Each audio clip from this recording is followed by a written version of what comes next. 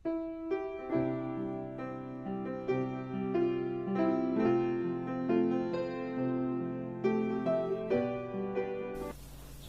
minggu yang lalu kita melihat mengenai sidang Antiokhia yang terjadi karena anak-anak Tuhan bersaksi pada waktu aniaya. Saudaraku, memang firman Tuhan berkata kita adalah saksi-saksi Tuhan. Kamu adalah saksi-saksiku. Sidang pertama, walau dianiaya dia terus bersaksi, dia terus memberitakan Injil di mana saja dia berada. Dia tidak malu mengaku Yesus. Dan firman Tuhan berkata, dan tangan Tuhan menyertai mereka itu. Sampai sekarang tangan Tuhan menyertai setiap pemberita Injil. Sampai sekarang tangan Tuhan menyertai firman-Nya dan meneguhkan firman itu dengan kuasa dan tanda ajaib. Firman Tuhan belum kehilangan kuasanya, saudaraku. Lalu sejumlah besar orang selamat di Antiokhia. Kabar itu sampai ke Yerusalem. Lalu Yerusalem mengutus Barnabas ke Antiokhia untuk mengajari sidang saudaraku di Antiokhia, saudaraku. Barnabas merasa dirinya, saudaraku, kurang cukup. Lalu dia panggil Saulus. Dia bisa bekerja sama anak-anak Tuhan, sesama hamba-hamba Tuhan. Dia kerja sama, saudaraku. Lalu firman Tuhan berkata, sidang Antiokhia berubah dalam tempo setahun. Dia jari terus, saudaraku. Dia jari. Lalu untuk pertama kalinya di Antiokhia disebut orang Kristen, pengikut Kristus. Dari sini kita belajar, saudaraku, tidak cukup hanya menginjil saja. Sesudah diinjili mereka perlu dimuridkan. Tidak cukup jiwa itu, saudaraku, selamat pada hari Minggu. Kita bersyukur lebih daripada 200 jiwa-jiwa diselamatkan tiap-tiap minggu, saudaraku. Itulah pekerjaan Roh Kudus. Tapi tidak sampai di situ saja, saudaraku. Masih banyak harus kita kerjakan lagi.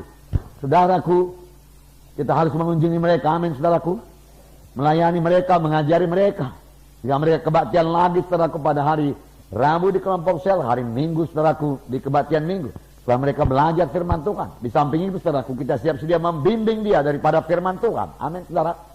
Mengajari dia daripada firman Tuhan. Oleh sebab itu, seorang anak Tuhan, apalagi seorang pemimpin KKS, saudaraku, kebaktian kelompok sel, saudara, harus penuh dengan firman Tuhan. Dalam pimpinan Roh Kudus. Sehingga jiwa-jiwa itu, saudaraku, bukan hanya sekedar selamat saja, tapi menjadi murid. Berubah hidupnya. Nah, mereka disebut Kristen. Haleluya. Dan dikatakan Barnabas itu seorang yang baik. Baik. Saudaraku. Menjadi orang Kristen dan menjadi orang yang baik. Amin, saudara. Berubah dalam tingkah laku, berubah dalam karakter. Itu menjadi orang Kristen, menjadi orang yang baik.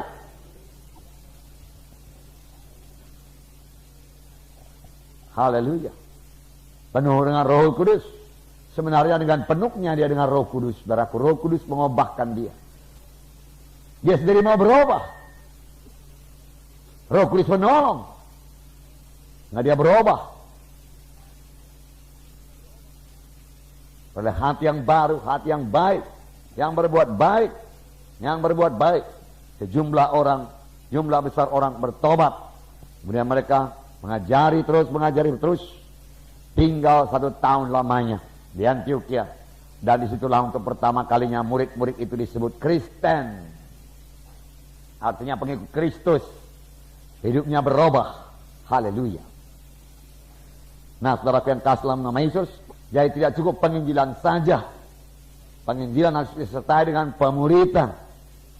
Penginjilan jauh lebih singkat daripada pemuritan. Paulus setahun memuridkan dengan Barnabas. Lalu mereka disebut, saudaraku, orang Kristen. Amin, saudara. 1 tahun dia jari. Dia jari. Tiap-tiap hari. Dia jari. Tiap-tiap hari. Saudaraku. Jangan bosan-bosan. Amin, saudaraku. Dia jari terus. Dia jari terus. Nah, kita membaca satu contoh lagi. Di mana pola ini, saudaraku, diulangi lagi. Kisah 19 ayat 1-11. Kita baca bersama-sama. Ayat 1-11. Mari kita baca bersama-sama. Ketika Apolos masih di Korintus, Paulus sudah menjelajah daerah-daerah pedalaman dan tiba di Efesus. Di situ didapatinya beberapa orang murid. Katanya kepada mereka, sudahkah kamu menerima Roh Kudus ketika kamu menjadi percaya? Akan tetapi mereka menjawab dia, belum. Bahkan kami belum pernah mendengar bahwa ada Roh Kudus. Lalu kata Paulus kepada mereka, kalau begitu dengan baptisan manakah kamu telah dibaptis? Jawab mereka, dengan baptisan Yohanes. Kata Paulus, baptisan Yohanes adalah pembaptisan orang yang telah bertobat. Dan ia berkata kepada orang banyak, bahwa mereka harus percaya kepada dia yang datang kemudian daripadanya, yaitu Yesus. Mereka memberi diri mereka dibaptis dalam nama Tuhan Yesus. Dan ketika Paulus menompangkan tangan di atas mereka, turunlah Roh Kudus ke atas mereka. Dan mulailah mereka berkata-kata dalam bahasa roh dan bernubuat. Jumlah mereka adalah kira-kira 12 orang. Selama 3 bulan, Paulus mengunjungi rumah ibadah di situ. Dan mengajar dengan berani. Oleh pemberitaannya, ia berusaha meyakinkan mereka tentang kerajaan Allah. Tetapi ada beberapa orang yang tegar hatinya. Mereka tidak mau diyakinkan. Malahan mengumpat jalan Tuhan di depan orang banyak. Karena itu Paulus meninggalkan mereka dan memisahkan murid-muridnya dari mereka. Dan setiap hari berbicara di ruang kuliah Tiranus. Hal ini lakukannya 2 tahun lamanya. Sehingga semua penduduk Asia mendengar firman Tuhan. Baik orang Yahudi maupun orang Yunani. Oleh Paulus, Allah mengadakan mujizat-mujizat yang luar biasa. Bahkan orang membawa sabut tangan atau kain yang pernah dipakai oleh Paulus. Dan meletakkannya di atas orang-orang sakit. Maka lenyaplah penyakit mereka. Dan keluarlah roh-roh jahat. Jadi sama saja saudaraku, di sini saudaraku Paulus, saudara menjelajah daerah-daerah pedalaman dan tiba di Efesus. Itu Roh Kudus yang memimpin seorang rasul selalu bergerak. Nah, penginjil juga demikian, dia selalu bergerak. Dia rindu jiwa-jiwa selamat, saudaraku. Bergerak mengabarkan Injil, bergerak mengabarkan Injil. Lalu dia bertemu dengan beberapa orang murid. Lalu dia bertanya kepada mereka, sudahkah kamu menerima Roh Kudus tatkala kamu percaya? Tapi jawab mereka, saudaraku, sangat mengherankan, belum pernah. Bahkan kami belum pernah mendengar bahwa ada Roh Kudus. Heran juga, kalau begitu dengan baptisan apakah kamu dibaptis? Kami dibaptis dengan baptisan Yohanes. Sebenarnya Yohanes, saudaraku, mengerti baptisan Roh Kudus. Amin, saudara. Yohanes telah menceritakannya. Kemudian daripada aku akan datang seorang, membuka tali kasutnya pun aku tidak berlayak. Aku mempersiapkan jalan baginya. Yohanes Pembaptis berkata, aku membaptis kamu dengan air. Tetapi ia yang datang kemudian daripada aku, dia akan membaptis kamu dengan Rohul Kudus dan api. Jadi saudaraku, Yohanes tahu. Boleh jadi Yohanes tidak memberitakan kepada mereka ini, saudaraku. Orang-orang di Efesus. Karena mereka dibaptis, saudaraku, di dalam dengan baptisan Yohanes. Boleh jadi juga bukan Yohanes Pembaptis yang bersaksi kepada mereka. Melainkan orang yang sudah mendengar Yohanes Pembaptis.